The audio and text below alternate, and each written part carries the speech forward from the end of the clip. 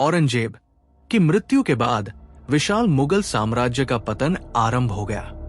कुछ ही दशकों में यह साम्राज्य दिल्ली के आसपास के कुछ भूभागों तक सिमट कर रह गया।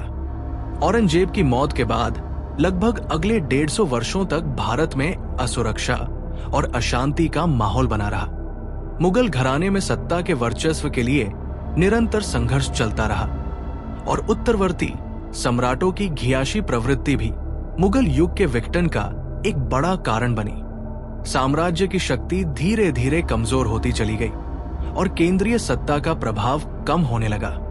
इसी समय मराठा शक्ति का उदय हुआ और दक्षिण भारत में उनके राज्य संघ का विस्तार होने लगा।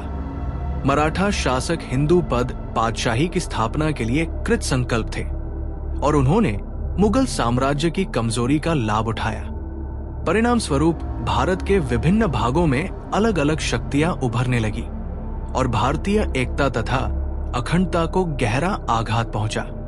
यही कारण है कि भारत के इतिहास में 18वीं सदी का एक विशेष स्थान माना जाता है और इतिहासकारों के बीच ये सदी हमेशा विशेष चर्चा का विषय रही है। राजनीतिक दृष्टि से देखा जाए तो इस सदी ने एक विशाल साम्राज्य को टूटते हुए और उसके स्थान पर अनेक छोटी छोटी शक्तियों को उभरते हुए देखा।